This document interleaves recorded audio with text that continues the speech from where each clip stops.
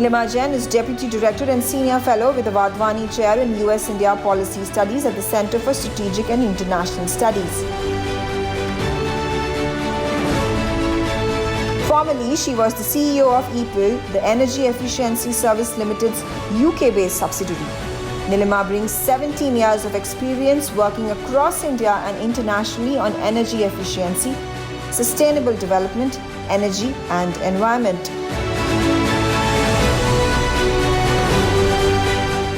Hi, you're watching NewsX VaKu, which is Vasudhaiva Kutumbakam, and with me is a very special guest who is at this point of time in India, in New Delhi, but she has been working in Washington, D.C. as Senior Fellow, CSIS Wadhwani Chair. Her name is Neelima Jain. She's a Deputy Director and a Senior Fellow, like I said, CSIS Wadhwani Chair. She goes ahead and heads the US-India Policy Studies at the Center for Strategic and International Studies.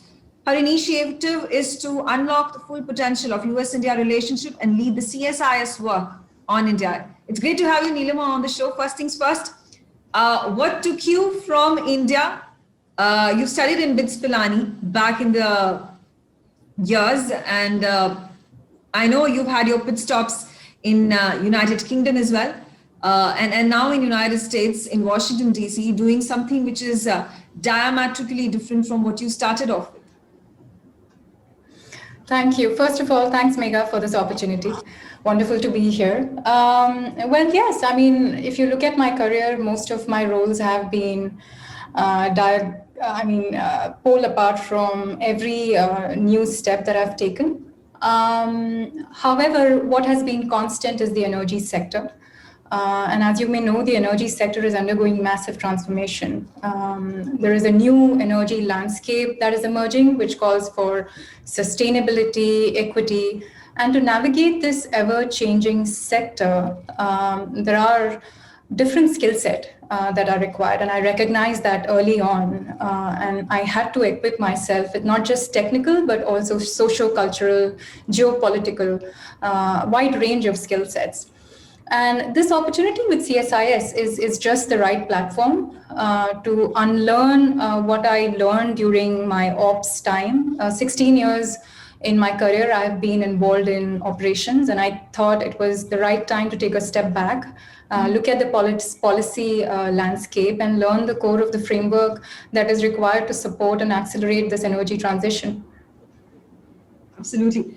And if you take a look at your career graph, you worked in the energy sector, the power sector in the country as well, United Kingdom as well, National Grid. I was going through your CV, and this is the information that I did end up getting, but the little bit of research that I've gone ahead and see. And you've also worked on the Prime Minister's pet project, the Ujjwala scheme. If you could narrate your experience with that and taking that forward from India to the United Kingdom. I have to say, I have been very fortunate to have these opportunities. Yes, I started as a business analyst in Wipro and then as a consultant in IBM. And that did help me learn the nuts and bolts of the energy sector. And then I moved on to a carbon finance firm. This was during the peak of the carbon markets, when lots of low carbon programs were being run and implemented in India. And if you remember, during the 2012 and 13, there was a very large CFL program that was run in the country. And I was involved in the planning. And the failures and the success of that program informed a lot the execution and the implementation of Ujjwala program, which was again a very large scale, now the largest energy efficiency program in the world. We touched about 55 million households, and while I was there, we distributed about 200 million LED bulbs in the remotest, rural-most part of the country. And that was quite a learning. So for 3 years, I was doing that. And then we decided there was no one else in the world who did that, who was able to make success out of an energy efficiency program. A lot of people looked at energy efficiency as more of a CSR activity, but through EESL, Energy Efficiency Services Limited, we were able to prove that sustainability is sustainable if you can create a market-oriented design. And that's what we were able to prove with Ujala. And we just thought that this is just the right moment. And by a little push from the then Honorable Power Minister, Mr. Piyush Goyal, we were advised to see what we can do in the developed world. What is it that we can show to the developed economies? And that's how I went to UK, and we set up one of the first entities under Ministry of Power, and we acquired a UK company. So that was quite a journey. Neelima, I'm also very curious to understand at this point of time, because you see a lot of changes that have happened, be it the Parliament in the United Kingdom, or be it the Cabinet or the Senate in the United States.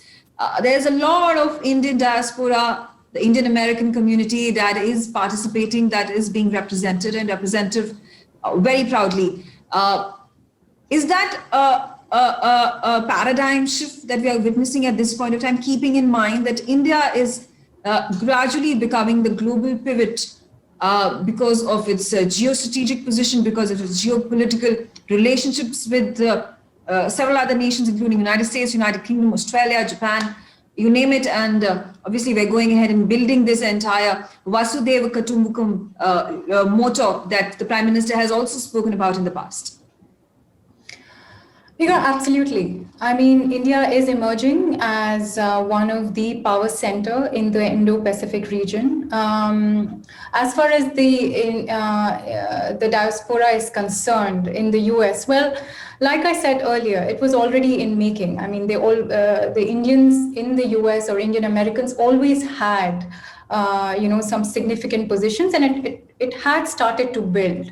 I think what you are seeing now is just the peak, not the peak, just really the culmination of all of that in the last decade or so.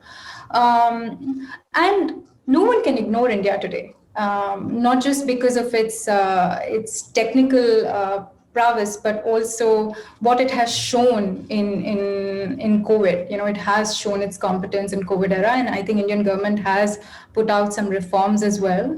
So in that sense, everyone is watching India and Indians.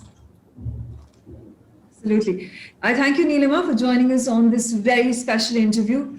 And it would be lovely to have you again and again on the show to understand your perspective as a part of the Indian diaspora that is working at this point of time in several parts of the world, including United Kingdom and now United States. Thanks for joining us. Thanks, Mehul. NewsX's ITV network have proudly launched the VaKu Diaspora Broadcasting Network. VaKu DBN will be India's first mainstream platform dedicated to the diaspora community. Help support us, become VaKu patrons at memboro.com/VaKu.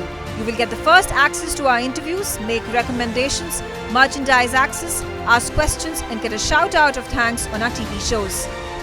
You can also suggest to us who should get the VaKu Golden Chakra Awards, and also tell us who should get into the VaKu Hall of Fame. Limited memberships are available at 100 rupees per month on Memboro VaKu. Sign up now.